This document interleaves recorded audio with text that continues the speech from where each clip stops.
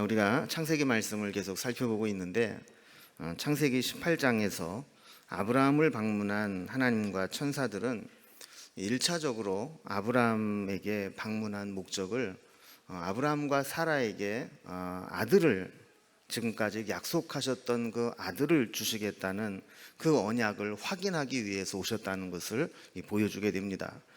그리고 이어서 18장 17절에서 내가 하려는 것을 아브라함에게 숨기겠느냐 이렇게 말씀을 하면서 이제 소돔과 고모라의 죄악을 최종적으로 확인하시고 그 성읍을 심판할 계획을 가지고 있다라는 말씀을 하셨습니다.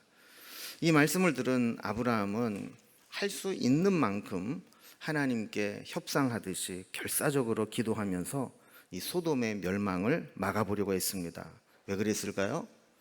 그 소돔의 조카 롯과 그의 가족들이 살고 있었기 때문입니다. 그러나 천사들이 사람의 모습으로 소돔성에 들어갔을 때 이 소돔 사람들은 그 천사가 들어간 이 롯의 집까지 찾아와서 그들을 내놓으라고 동성애적인 성폭행을 하도록 그렇게 내어놓으라고 협박을 하게 됩니다. 하나님의 개입하심으로 그런 불상사가 일어나는 것을 막으셨지만 이 사건을 통해서 소돔은 이제 구제불능이구나, 하나님의 심판 밖에는 남은 것이 없구나라는 것을 확인하게 되었습니다. 하나님의 천사를 성폭행하기 위해서 이 폭도들처럼 달려드는 자들의 눈을 순간적으로 멀게 해서 위기를 넘기게 하신 하나님은 이 천사들을 보호하려고 했던 롯에게 이런 말씀을 하십니다. 12절과 13절에 보면 그 사람이 롯에게 이르되 이 외에 네게 속한 자가 또 있느냐? 네 사위나 자녀나 성중에 네게 속한 자들을 다 성 밖으로 이끌어내라. 그들에 대한 부르짖음이 여호와 앞에 크므로 여호와께서 이곳을 멸하시려고 우리를 보내셨나니 우리가 멸하리라 그랬습니다. 하나님께서 이 천사들을 소돔에 보내신 이유가 뭐라는 거예요? 소돔의 죄악으로 인해서 심판하고 멸망하기 위해서 보내셨다라는 겁니다. 그런데 아브라함도 계속 기도해 왔고 또 롯도 그나마 아브라함에게서 배웠던 신앙을 가지고 있는 것을 보면서 이 롯에 속해 있는 가족들을 다 구원해 내겠다는 겁니다. 그래서 그 집안에 있는 사람 이외에도 혹시 롯에게 속해 있던 사람들이 있다면 다 그 사람들을 성 밖으로 이끌어내라. 이제 곧 이 성이 심판을 받게 될 것이고 그 심판을 집행하기 위해서 우리가 왔는데 이 심판이 시작되면 살아남을 자가 없으니까 이 성에서 다 나가도록 해라, 이 말씀을 하신 거예요. 이 말씀은 훈련 상황이 아니라 실제 상황입니다. 경계 경보가 아니라 이제 공습 경보입니다. 이제는 미룰 수도 없고 피할 수도 없고 이 경고의 말씀을 받아들이지 않는다면 남은 것은 심판밖에 없는 그런 아주 다급한 상황이었습니다. 하나님은 우리가 잘못한다고 해서 단번에 심판을 하시고 징계하시는 경우는 거의 없습니다. 계속해서 이 경고의 사인을 주시고 또 알람을 통해서 경종을 울려주십니다. 1차적으로 우리에게 양심의 가책을 주시죠. 그래서 뭔가 하나님이 원치 않는 길로 자꾸 가게 되면 마음이 불편한 겁니다. 그래서 내 마음속에 평안이 사라지고 그런 일을 계속하고 그런 말을 할 때마다 내 마음이 불편해지는 거예요. 여러분, 이게 하나님이 우리에게 주시는 1차적인 사인입니다. 이 사인을 무시하면 그 다음 경고들이 계속 이어지게 되는데 그 계속 경고가 이어질 때에도 경고를 무시하고 알람을 꺼버리면 나중에는 심판을 면할 수가 없는 거예요. 여러분, 그 새벽에 나오기 위해서 알람을 맞춰 놓습니다. 그러면 알람이 울리면 어떻게 해야 돼요? 얼른 일어나야 돼요, 그죠? 그런데 자다가 다음 알람이 있지, 그리고 하나 꺼요. 그리고 또 그 다음으로 보면 난 지금 6개 해놨어. 그리고 또 하나 꺼요. 이렇게 자꾸 하나씩 끄다 보면 어느 순간에 마지막 하나까지 다 꺼버리고 나면 깜빡하고 못 일어나게 되는 경우가 생기는 겁니다. 여러분, 하나님께서 우리에게 어떤 경고를 주실 때에도 경고를 하나만 주시는 게 아니에요. 여러 개의 경고를 주시는데 이 경고를 하나하나 무시해버리고 꺼버리고, 심지어는 이거 왜 이렇게 시끄럽게 그래, 그리고 아주 이 알람 경보기를 아주 고장을 내버리면 이 문제가 터질 때 심각해지는 겁니다. 전에 있던 교회에서 제가 그때 출타를 했을 때인데, 이 본당에서 새벽 기도를 하고 있는데 이 화재 경보기가 오작동을 한 거예요. 그러니까 얼마나 깜짝 놀랐겠어요. 여러분, 우리는 오래돼 가지고, 건물이 오래돼서 이 화재 경보기가 작동이 되는지 모르겠는데, 신축 건물들은요, 소리가 일단 세상 떠나가듯이 크게 납니다. 그리고 이게 경광등이라고 그러나요? 깜빡깜빡하는 거 있잖아요. 이 깜빡깜빡하는 게 막 도처에서 막 깜빡깜빡 거립니다. 그 사람이 거기 있을 수가 없을 정도로 이렇게 불안하게 막 만들어요. 어떤 분이 그 소리를 듣고 대피를 한다고 나가다가 그만 계단에서 넘어진 겁니다. 그래서 사고가 나서 이 병원에 입원을 한 적이 있어요. 근데 이 건물이 막 한 10여 년 이렇게 지나고 나면 이렇게 그때 만들었던 것들이 하나하나 고장이 나요. 그래서 중간중간 이렇게 오작동을 할 때가 있어요. 그 사무실에 앉아 있는데도 갑자기 막 난리가 쳐서 가보면 오작동인 거예요. 여러분, 이렇게 이제 오작동이 일어나면 사람들은 어떻게 하고 싶은 충동이 일어납니까? 전원을 빼버리자. 이거 괜히 화재 경보기 켜놨다가 이렇게 사람 불편하기만 하고 불도 안 나는데 이렇게 힘들고 사고 나고 이러느니 차라리 전원을 뽑아버리는 게 낫다. 그래서 이걸 만약에 뽑아놨다고 생각을 해보세요. 그런데 만약에 진짜 사고가 났는데도 불구하고, 불이 났는데도 불구하고 이거를 뽑아버려서 작동을 안 한다. 그러면 만약에 어느 곳에 사람이 있다가 그 경보를 들어야 될 사람이 듣지 못하게 되면 인명피해로 번지게 되는 것이죠.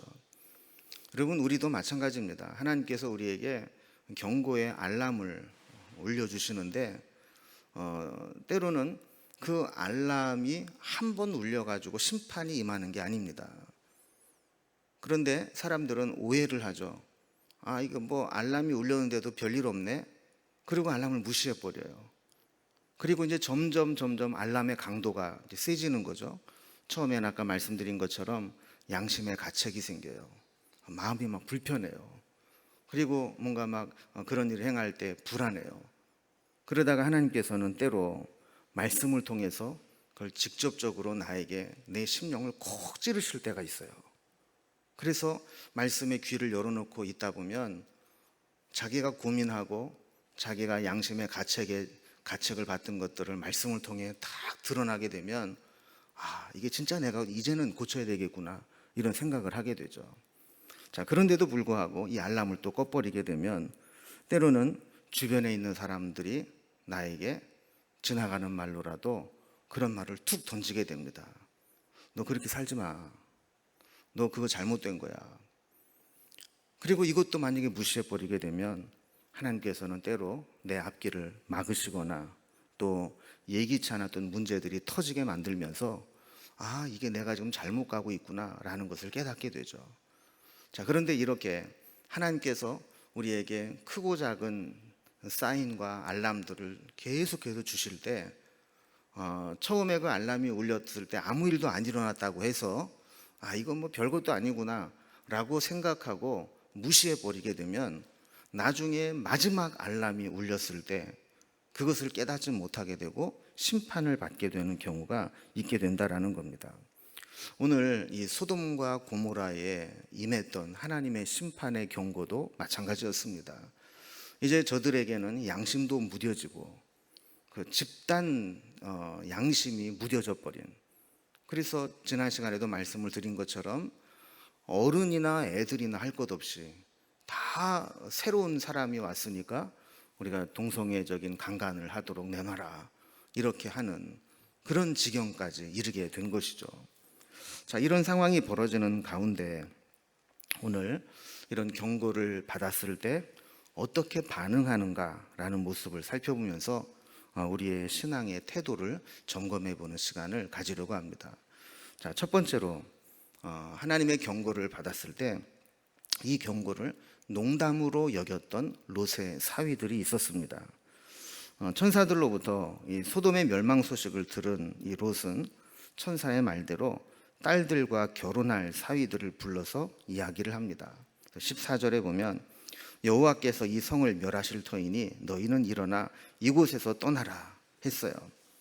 자, 이곳에 하나님이 심판이 임할 거니까, 멸망할 거니까 너희도 같이 떠나자 이랬을 때 사위들이 어떻게 반응을 했다 그랬어요? 14절 뒷부분에 보면 그의 사위들은 농담으로 여겼더라 그랬어요. 그럼 여기 이제 사위는 예비 사위입니다. 여러분, 우리가 지난번 8절에서도 롯이 자기 딸들을 소개할 때 뭐라고 소개를 했어요? 내게 남자를 가까이 하지 아니한 두 딸이 있노라. 아직 미혼이라는 얘기죠. 또 14절에서도 그 딸들과 결혼한 사위들이에요? 결혼할 사위들이에요? 예, 결혼할 사위들이죠. 그러니까 이들 이제 사위는 아직 이제 결혼을 해서 이미 이제 사위가 된 자들이 아니고 앞으로 결혼을 약속한 이제 예비 사위들을 말하는 겁니다. 근데 이 예비 사위들이 예비 장인의 이 말을 듣고 농담으로 여겼다라는 거예요.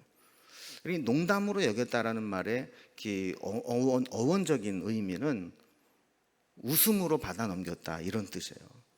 그리고 우리가 이제 누가 무슨 얘기하면 콧방귀를 팽 꾸면서 비웃듯이 그렇게 웃어 넘기는 거 있잖아요. 그것을 바로 농담으로 여겼다라는 거예요. 진지하게 받아들이지 않은 거죠. 여러분, 이 세상에는 농담으로 받아도 될 일이 있고 농담으로 받아서는 안 될 일들이 있습니다. 사려 깊지 못한 사람들은 농담과 진담을 구분을 못합니다. 농담으로 해야 될 때와 진지하게 임해야 될 때를 구분을 못하는 겁니다. 시도 때도 없이 농담만 하려고 하는 사람은 실없는 사람이 됩니다. 진지함이 필요할 때 이렇게 하게 되면 상처를 주기도 합니다. 진지해야 되는데 농담 비슷하게 성의 없이 받아들이게 되면 진심이 통하지를 않습니다. 반대로 진지하게 이야기한 것을 농담으로 여기다가는 심각한 불이익을 당할 수 있습니다. 최후에 통첩을 했는데 에이 설마 그러면서 농담으로 우습게 여기다가 나중에 돌이킬 수 없는 상황을 만나기도 하는 거죠. 지금 롯의 사위가 될 자들은 롯의 진지한 이야기를 농담으로 받아들인 겁니다. 왜 농담으로 여겼을까요? 지금 사느냐 죽느냐의 문제를 얘기하고 있는데 이 성이 멸망을 당하고 살아남을 수 있느냐 같이 망하느냐 이 중요한 문제를 저들은 왜 농담으로 받아 넘겼을까요? 그 이유는 그 롯이 하는 말을 믿지 못했기 때문입니다. 저들의 신앙은 아직 그 말씀을 받아들일 정도 수준이 되지 못했습니다. 그러니 천사가 이런 이야기를 했다느니 지금까지 잘 살고 있는 이 소돔성이 멸망을 당할 것이라느니 이런 이야기를 할 때 그거를 진지하게 받아들이지를 못하는 겁니다. 여러분, 사람은 믿고 싶은 것만 믿는 속성이 있습니다. 여러분, 요즘에 왜 가짜 뉴스가 그렇게 팽배할까요? 사람은 믿고 싶은 것만 믿는 거예요. 아무리 가짜 뉴스가 나와도 내가 믿고 싶은 얘기를 해주면 그거를 믿어버리려고 해요. 또 아무리 진짜 뉴스가 나와도 저건 내가 믿고 싶지 않은 내용이야 그러면 저거 다 가짜 뉴스라고 치부를 해요. 그래서 나는 뭐 다 팩트만 얘기해 하지만 결국은 가만히 보면 내가 믿고 싶은 것만 믿고 받아들이고 싶은 것만 받아들이는 게 사람의 심리입니다. 롯의 사위도 마찬가지였습니다. 그들이 그렇게 살고 또 쾌락을 누리고 욕망을 향해 살아가던 그 성이 망한다는 거 믿고 싶지 않았던 겁니다. 계속해서 여기에서 향락을 누리고 살고 싶었던 겁니다. 자, 그러니까 그들은 하나님의 말씀이라고 전해주어도 그 말씀을 믿음으로 받아들이질 않는 거예요. 여러분, 내가 믿지 않는다고 해서 진실이 거짓이 되는 게 아닙니다.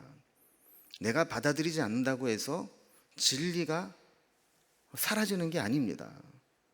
롯의 사위들은 이것을 알지 못했습니다. 자기들은 농담으로 여기면 그냥 끝인 줄 알았지만 하나님의 말씀은 그대로 심판으로 이어지고 만다는 것이죠. 자, 두 번째 우리가 살펴보게 될 것은 지체하는 롯입니다. 오늘 본문을 보면 약간 이율배반적인 롯의 모습을 보게 되는데, 자, 천사의 경고를 받은 롯은 자기 예비 사위들에게 뭐라고 얘기를 했어요? 이 성이 망할 것이니 빨리 떠나자, 이렇게 얘기를 했어요. 그런데 정작 자기 자신은 쉽게 떠나지를 못합니다. 15절에 보면 동틀 때에 천사가 롯을 재촉하여 이르되 그랬어요. 여러분, 재촉했다는 얘기는 롯이 신속하게 행동으로 옮겼다는 겁니까? 아니면 머뭇거리고 있다는 겁니까? 머뭇거리고 있다는 거죠. 결단을 못하는 거예요. 지금 가긴 가야 되겠는데 자기 주변을 돌아보니까 그냥 갈 수가 없는 거예요. 그러니 한 발은 떠나려고 내놓고 있고 한 발은 못 가고 지금 어중간하게 있는 거예요. 16절에 보면 성경이 아주 직접적으로 이야기합니다.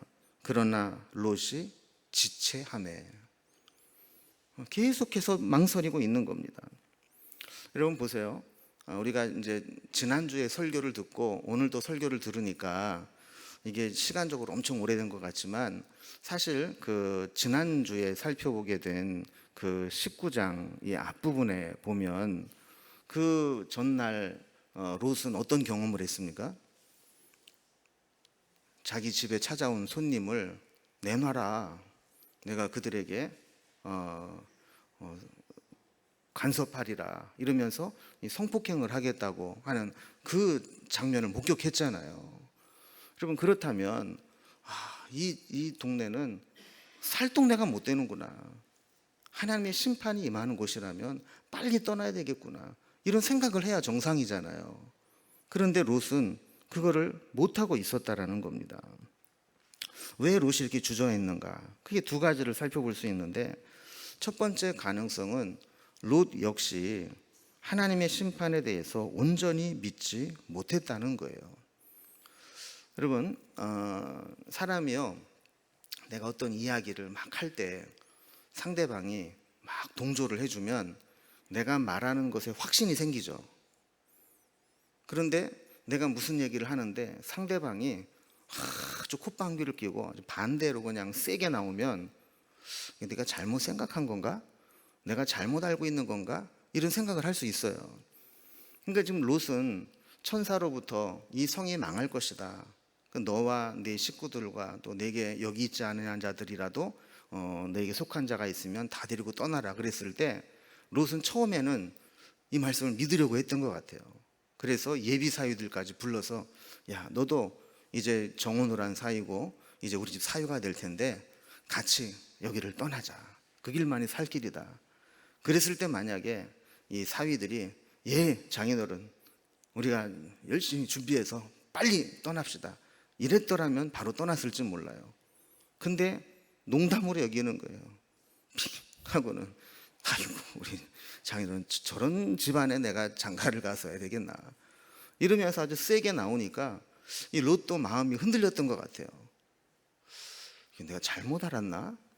이러면서 하나님의 그 말씀을 그대로 받아들이지 못하고 설마 하는 생각을 하게 된 겁니다. 여러분, 사람은 설마가 사람을 잡을 때까지는 설마 하거든요. 그러니까 하나님 말씀을 듣다가도 한쪽에서 워낙 아니라고 나오니까, 그렇지, 설마 지금까지 아무 일 없이 잘 살았는데 설마 멸망하랴, 이런 마음이 들었을 수 있다는 겁니다. 자, 두 번째, 이 롯이 지체했었던 이유는 롯이 소돔에 투자해 놓은 것에 대한 미련 때문입니다. 여러분, 요즘에는 급하면 뭐만 가지고 떠나면 돼요? 돈하고 카드만 갖고 떠나면 돼요. 사실 집에 있는 거 돈 되는 게 뭐 있어요? 옛날이래야 뭐 TV 이런 거 뭐 돈 되고 값비싼 거 있지. 요즘에 여러분 집에 있는 TV 누가 훔쳐가면은 그거 갖다가 뭐 얼마나 받겠어요, 그거. 냉장고를 이고 가겠어요. 뭐 세탁기를 짊어지고 가겠어요. 사실 집에 있는 거 뭐 별로 중요한 거 없어요. 그거 뭐 다 팔아봐야 당근 시장에 내놓으면은 돈 100만 원 받을까 말까 아마 그럴 거예요. 그러니까 요즘에는 뭐 어디 갑자기 떠난다 그러면 뭐 현금하고 카드만, 뭐 조금 더 있는 사람들은 뭐 폐물 뭐 이 정도 가져가면은 되지, 뭐 급할 때는 그것만 가지고 나가도 돼요. 그런데 옛날에는 그런 게 없잖아요. 다 현물 거래잖아요. 그 여기에 나갈 때는 다 소가 재산이고 양이 재산이고 낙타가 재산이고 다 이거를 끌고 가야 되는데 이거를 끌고 갈 재간이 없어요. 또 거기에 있는 뭐 부동산, 뭐 땅 이런 게 다 평생을 일구어서 그 비싼, 여러분 예를 들어서 우리나라 땅에 제일 비싼 땅이 옛날에는 명동 어디였는데 요즘 어딘지 모르겠어요. 그 땅을 만약에 100평을 사놨어요. 그러면 그걸 두고 그냥 딴 데로 간다 그럴 때 차마 발길이 떨어지겠습니까? 한 평에 10억씩 하는데 이게 만약에 그 100평이다. 그럼 10억씩 100평이면 얼마예요? 저는 계산도 안 나오지만 잠깐 그런 거를 두고 나간다 그랬을 때 이게 미련이 남을 수밖에 없다라는 거죠. 여러분, 사람은 자기가 투자하는 곳에 본전 생각이 나게 돼 있고 그것에 미련을 갖게 돼 있고 쉽게 포기하지 못하게 됩니다. 그래서 이 사업하다 망하는 사람들을 보면요, 망하는 거 뻔히 알면서도 포기를 못해요. 그래서 지금 차라리 지금 부도 내고 지금 망하면 덜 빚을 지는데, 여태까지 내가 평생 거기에 일궈놓고 거기에 평생 땀방울을 심어넣어서 모아놓은 거, 이게 아까우니까 못 일어나는 거 알면서도 놓지를 못하는 거예요. 그래서 결국에는 어떻게 해요? 친척들한테 돈을 빌리고 친구들한테 돈을 빌리고 그래가지고 그냥 애꿎은 아는 사람들 돈만 날려먹잖아요. 이게 왜 그래요? 내가 거기에 애착을 가지고 심어놓은 것, 이것이 있기 때문에 그런 겁니다. 여러분, 하나님을 믿는다 하면서도 이 땅에 있는 것에 모든 것을 투자하고 이 땅의 것에 심어놓고 사는 사람은 천국을 소유하기가 어렵습니다. 롯은 그가 좋아하는 것, 소중히 여기는 것, 이 모든 것들을 다 소돔에 두었어요. 그러니까 소돔을 떠나가는 게 쉽지 않았습니다. 여러분, 참된 신앙인은 언제든 빈손 털고 떠날 준비가 되어 있는 사람입니다. 그래서 요즘에는 그런 얘기 안 하지만 옛날에 한참 유행했던 책 제목 중에 하나가 내려놓음이라는 책이 있었어요. 내려놓고 살아야 되는데 이 내려놓지를 못하는 거예요. 여러분, 우리는 이 세상에서 편안하고 넉넉하게 사는 것을 축복이라고 생각하게 됩니다. 그러나 그것 때문에 떠나야 할 때 떠나지 못하고 내려놓아야 할 때 내려놓지 못하게 된다면 그것은 축복의 열매가 아니라 우리를 심판의 자리에서 떠나지 못하게 하는 걸림돌이 될 수도 있는 겁니다. 하나님은 이렇게 주저하고 망설이고 떠나지 못하는 롯에게 자비와 은혜를 베푸십니다. 그래서 16절에 보면, 그러나 롯이 지체하매 그 사람들이 롯의 손과 그 아내의 손과 두 딸의 손을 잡아 인도하여 성 밖에 두니 여호와께서 그에게 자비를 더하심이었더라 그랬습니다. 자, 쉽게 결단하지 못하고 떠나지 못하는 이 롯과 그의 가족들에게 어떻게 했다는 겁니까? 그 천사들이 그 손들을 붙잡고 강권적으로 이끌어냈다라는 거예요. 그러면서 이것을 성경은 그에게 자비를 더하셨음이더라 그랬어요. 여러분, 우리가 떠나야 할 때 떠나지 못하고 망설일 때 하나님께서 때로는 강제적으로 떠나게 하십니다. 때로는 그 자리를 흩어서라도 떠나게 하십니다. 우리가 볼 때는 그것이 징계고 심판이고 망하는 것처럼 보이지만 그것에 하나님의 자비를 더하시는 손길이 있다는 것을 깨달아 알 때가 있습니다. 제가 아는 어떤 목사님이 지금 목회를 하면서 참 어려움에 처해 있습니다. 그래서 교회를 섬기다가 교회랑 잘 안 맞았는지 계속 교인들하고 어려움을 겪다가 흔히 말하는 이 트레이드를 했어요. 다른 교회 목사님과 그 교회 목사하고 이제 맞바꾼 거예요.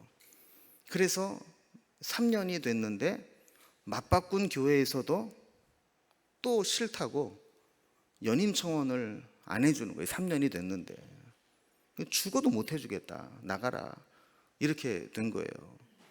그러니 여러분, 얼마나 상심이 되고 충격이 되겠어요.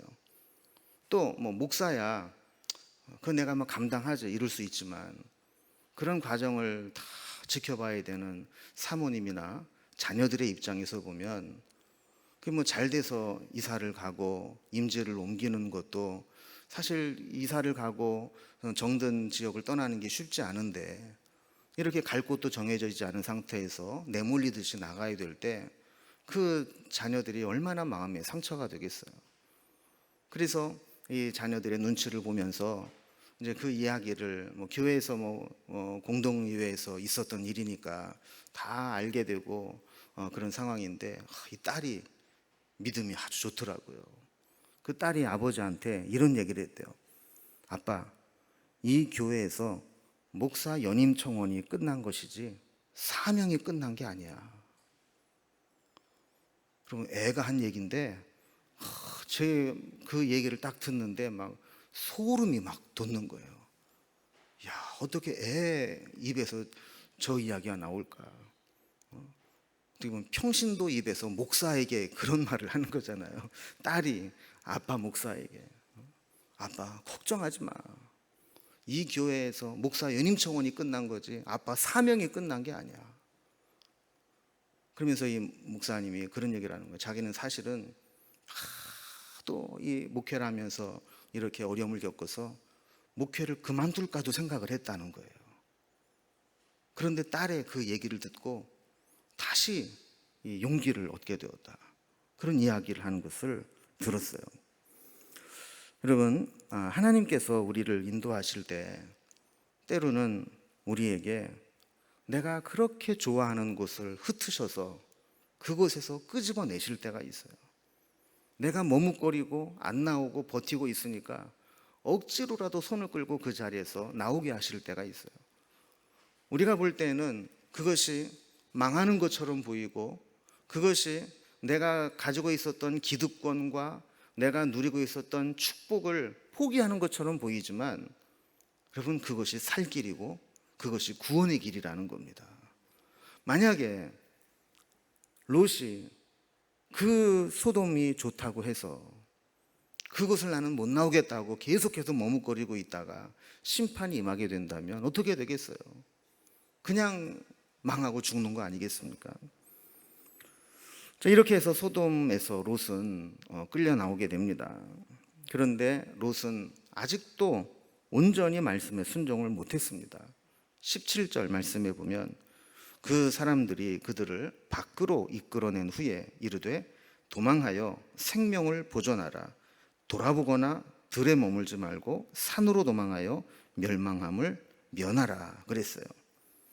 자, 들에 머물지 말고 산으로 도망가라. 자, 이 이야기는 이 소돔과 그 인근 지역에 얼마나 큰 심판이 임하게 될 것인가를 알려주는 거예요. 그냥 그 옆에 어중간한 데 숨어 있다가는 그 심판을 피할 수가 없다는 겁니다. 그러니까 산으로 높이 올라가서 그 땅이 완전히 초토화되고 황폐해지고 멸망을 당하게 될지라도 구원받을 수 있는 그 산으로 도망을 가라는 거예요. 그런데 18절에 보면 롯은 그렇게 하지 말라고 그러면서 19절 중간에 뭐라고 얘기합니까? 내가 도망하여 산에까지 갈 수 없나이다. 두렵건대 재앙을 만나 죽을까 하나이다. 이거는 성경을 봐도 이해가 안 돼요. 그런데 이제 추측을 해보면 아마 롯이 뭐 건강 상태가 좀 안 좋았는지 아니면 큰 두려움에 빠져서 그랬는지는 모르겠지만 나 저 산까지 못 갑니다, 이런 얘기예요. 내가 저 산까지 도망가다가 그냥 내가 먼저 죽고 말지 내가 저기까지는 못 갑니다. 그러면서 뭐라고 얘기를 해요? 그 옆에 작은 성읍이 하나 있는데 내가 거기로 대피해서 살아남게 해달라 이렇게 부탁을 해요. 그가 이 작은 성을 택한 것은 그런 이유가 있을 것이라고 성경학자들이 추측을 하는데 뭐냐면, 여러분, 대도시가 더 타락하고 범죄가 많아요? 아니면 작은 도시가 더 타락하고 범죄하기가 쉬워요? 예? 영주에는 버닝썬이 없어요. 서울 강남이니까 있는 거예요.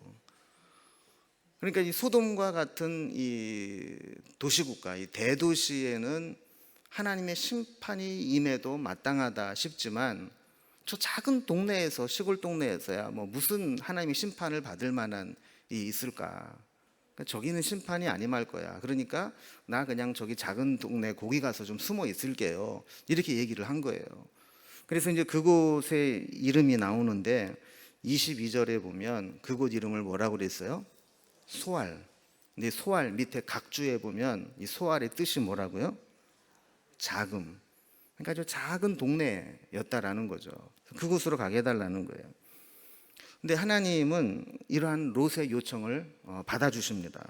그래서 그래, 그러면 네가 피해 있는 이 소알, 그 성읍 내가 망하지 않게 해줄게. 그러면서 그 속에서 대피해 있으라고 말씀을 하는 거죠. 23절 이하에 보면 롯이 소알에 들어가고 난 후에 소돔과 고모라에 대한 심판이 임합니다. 그 마치 이제 대규모의 이 폭격이 시작되기 전에 그곳에 있는 아군들이 완전히 안전한 곳으로 대피했다는 무전을 받고 난 후에야 공습이 시작되듯이 하나님은 소돔과 고모라에 대한 심판을 딱 준비하고 계시다가 이 롯이 이 소알 성에 들어가서 대피했다라는 사실이 알려지게 되자 이제 심판을 시작하시는 겁니다.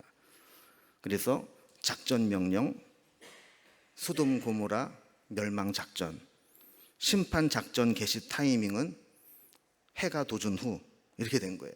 그래서 24절, 25절에 보면 여호와께서 하늘 곧 여호와께로부터 유황과 불을 소돔과 고모라에 비같이 내리사 그 성들과 온 들과 성에 거주하는 모든 백성과 땅에 난 것을 다 엎어 멸하셨더라 그랬어요. 자, 이 말씀을 잘 보면 유황과 불을 소돔과 고모라에 비처럼 내리셨다 그래요. 그러니까 유황과 불을 비같이 내리게 될 때 그것은 마치 핵폭탄을 맞은 것과 같이 초토화되고 말았어요. 성경학자들은 아마 그곳에 지금은 없지만 유전이 있지 않았을까 이렇게 이제 추측을 합니다. 그래서 유황과 불이 떨어지게 될 때 그곳에서 이 유황이 막 폭발 작용을 일으키고 그곳에 있던 유전들이 다 불타서 그 땅이 완전히 이제 초토화된 거죠. 그래서 사람과 또 거기에서 그 땅에서 난 것, 식물들, 농작물들까지 한순간에 다 심판을 받았습니다. 계속해서 폭발하고 불타고 유독가스가 나와서 질식해서 죽게 되는 곳이 되었습니다. 성경에도 보면 이 지옥을 묘사할 때 그 지옥을 무슨 불이라고 그래요? 무슨 황불이라고 그래요? 유황불이다 이렇게 표현을 하잖아요. 그래서 그것이 마치 지옥을 방불하게 할 만큼 어마어마한 대폭발과 같은 이 심판이 임하게 된 것이죠. 이 폭발이 얼마나 강력했든지 그 땅이 꺼지면서 그곳이 큰 웅덩이가 생기게 되었고 세월이 흐르면서 그 웅덩이에 물이 고여들기 시작하는데 그 물이 고여든 곳이 지금의 뭐가 됐어요? 사해바다가 된 거예요. 이 사해바다는 지구상에서 가장 수면이 낮은 곳에 있는 저수지입니다. 그래서 그 특징은 뭐냐면 물이 흘러 들어가기만 하고 흘러나갈 데가 없어요. 왜냐하면 땅 밑으로 파놓은 곳에 이 물이 고이기 때문에 더 낮은 곳이 없잖아요. 그럼 물은 낮은 데서 높은 데로 흘러요? 높은 데서 낮은 데로 흘러요? 높은 데서 낮은 데로.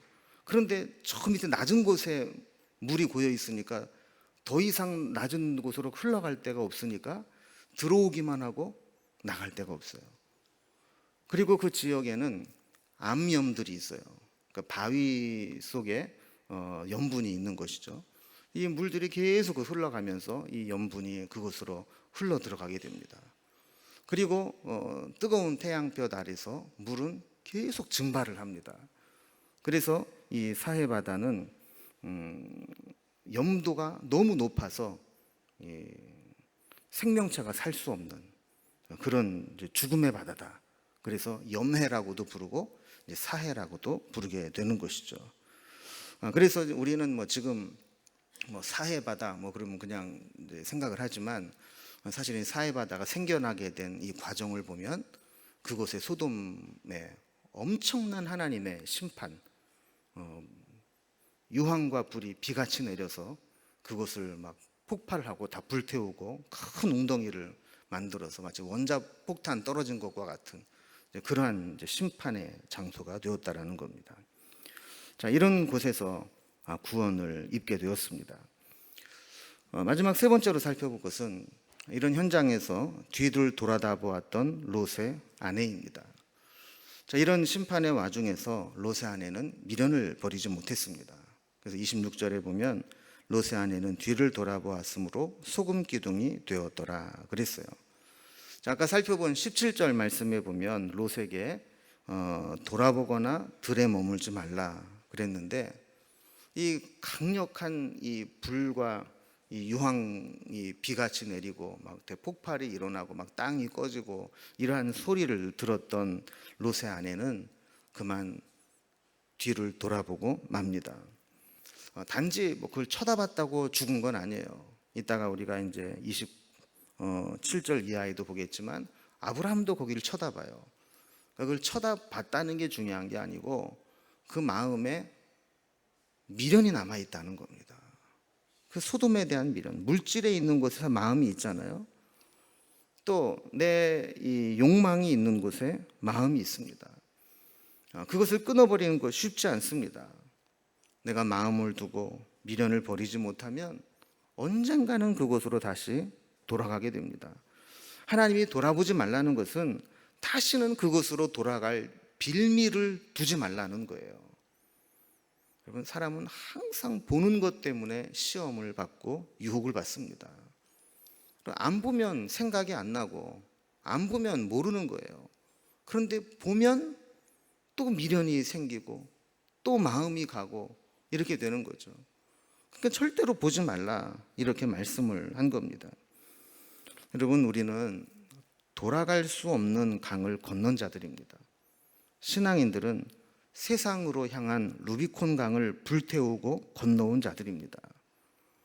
다시 예전의 세상이 아무리 좋아 보여도 다시 돌아갈 수 없는 자들이 신앙인들입니다. 우리는 하나님 없이 살았던 과거로 돌아가서는 안 됩니다. 그런데 롯의 아내 역시 돌아보지 말라는 하나님의 말씀을 가볍게 여겼습니다. 예비 사위들처럼 심각하게 받아들이지 않았습니다. 세상을 향한 미련과 하나님의 말씀의 중대함을 가볍게 대수롭지 않게 여기다가 비참한 최후를 맞이하게 되었습니다. 여러분, 우리는 안 돌아본다고요? 우리는 소금 기둥 아니라 지금 이렇게 쌩쌩하게 살아있다고요? 그러나 돌아보면 우리도 얼마나 세상에 미련을 두고 살아갈 때가 있습니까? 그때 그거 하나 사놨어야 되는데, 내가 그때 그거 샀더라면 내가 팔자를 고치는 건데, 내가 너무 일찍 예수를 믿었어. 좀 할 것 좀 다 해보고 예수를 믿을 걸. 이제 권사되고 장로 돼가지고 하지도 못하고. 진짜. 여러분, 우리도 자칫 잘못하면 하나님 없이 살았던 이 과거, 그때에 대한 미련을 갖기가 쉬워요. 27절 이하에 보면 아브라함도 아침에 일찍 일어나서 그 장면을 지켜봅니다. 소돔을 위해서 기도해 왔기 때문에 아브라함은 그곳에 관심을 끝까지 가지고 지켜봅니다. 여러분, 세상 사람들은 돈을 투자하는 곳에 관심을 갖습니다. 그러나 믿음의 사람들은 내가 기도를 심은 곳에 관심을 갖습니다. 내가 기도해 왔는데 그 기도가 어떻게 응답이 될까? 그걸 가지고 지켜보게 되는 거예요. 여러분, 아브라함도 하나님과 이 디스카운트 싸움을 하면서 기도를 했잖아요. 하나님, 소돔에 의인 50명이 있다면 악인들 때문에 그 50명도 같이 멸하시겠습니까? 아니, 안 하지. 그러면 50명 모으다가 혹시 5명 못 모으면 그래도 멸하시겠습니까? 그래도 안 하지. 그러면 40명은요, 30명은요, 20명은요, 10명은요 하면서 하나님하고 협상을 하고 디스카운트를 하면서 결사적으로 기도를 했잖아요. 그리고 나니까 관심이 있는 거예요. 기도를 심어 놓았기 때문에. 내가 소돔을 위해서 기도한 것은 그곳에 살고 있는 롯을 위해서 기도했는데 롯은 어떻게 되었을까? 그러면서 심판이 임하게 될 때 그 소돔을 보는 거예요.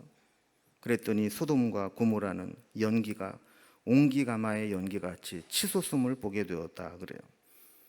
여러분, 원자폭탄 터지고 나면 이 버섯 모양으로 이 구름이 팍 치솟잖아요, 하늘로.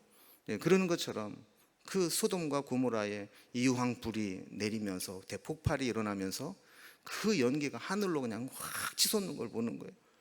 여러분, 이때 아브라함의 마음이 어땠을까요?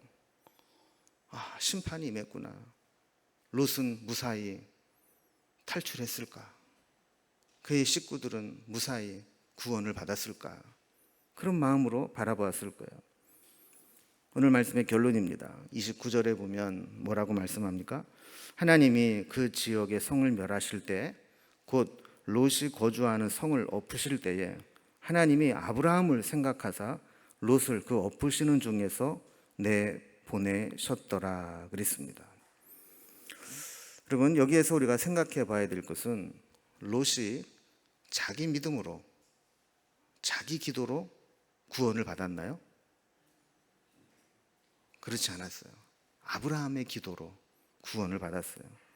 그래서 하나님이 그 지역을 다 멸하실 때 사실은 롯의 상태는 같이 멸망을 당해도 마땅한 상태였어요. 그런데 29절 중간에 하나님이 아브라함을 생각하사 롯을 그 엎으시는 중에서 내보내셨더라. 자, 누구를 생각하사? 아브라함을 생각하사. 여러분, 우리가 여기에서 다시 기도할 이유를 찾게 됩니다. 여러분, 우리가 나는 기도하지 않았는데도 요리조리 잘 빠져나가고 잘 구원받고 아주 운이 좋고 그렇게 살아왔는데요. 여러분, 이런 사람은 뭘 모르는 사람입니다. 내가 기도하지 않았어도 누군가가 나를 위해서 기도하는 사람이 있었기 때문에 내가 그 기도의 혜택을 보고 있었던 겁니다.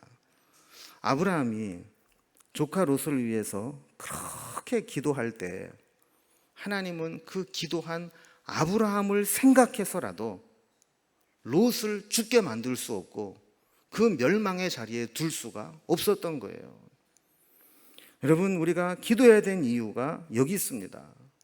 우리가 누군가를 위해서 간절히 기도하고 기도하기를 포기하지 않는다면 하나님은 기도하는 우리를 생각해서라도 우리가 기도하는 자에게 다시 한번 기회를 주시고 그를 구원하기 위해서 하나님이 하실 수 있는 방법들을 총동원해서 그를 구원해 내신다라는 겁니다. 여러분, 하나님의 말씀이 우리에게 임할 때 항상 은혜의 말씀, 축복의 말씀만 임하는 것은 아닙니다. 때로는 경고의 말씀도 임하시고 때로는 심판의 말씀도 임하게 됩니다. 하나님의 경고는 조카 롯만 받았던 게 아닙니다. 어쩌면 우리에게도 하나님의 말씀은 계속 들려집니다. 아까도 말씀을 드린 것처럼 때로는 양심의 가책을 통해서, 때로는 하나님의 말씀을 통해서, 때로는 내 주변에 있는 사람들의 말을 통해서, 때로는 내 주변에 되어지는 일과 상황들을 통해서 하나님은 계속해서 우리에게 정보를 주시고, 때로는 경고의 사인을 주시고, 때로는 알람의 경종을 울려주십니다. 그럴 때 민감하게 반응하는 사람은 심판을 면하게 됩니다. 그러나 그것이 귀찮다고 해서, 괴롭고 불편하다고 해서 그 기능을 꺼버리면 나중에 심각한 문제를 가져오듯이, 여러분, 우리의 양심도 무뎌지는 거 아시잖아요. 처음에 잘못할 때는 막 가슴이 콩당거리고 그냥 막 뭐 벌렁벌렁하고 하는데, 이게 자꾸 잘못을 하다 보면 이게 무뎌지는 거예요. 알람이 고장 나는 거예요. 여러분, 우리에게 하나님께서 경고하실 때 그 경고의 말씀이 우리 가운데 분명하고 또렷하게 잘 들려서 그 메시지를 읽음으로 인해서 하나님의 은혜와 구원에 이르는 삶을 살아갈 수 있기를 주님의 이름으로 기원합니다. 기도하겠습니다.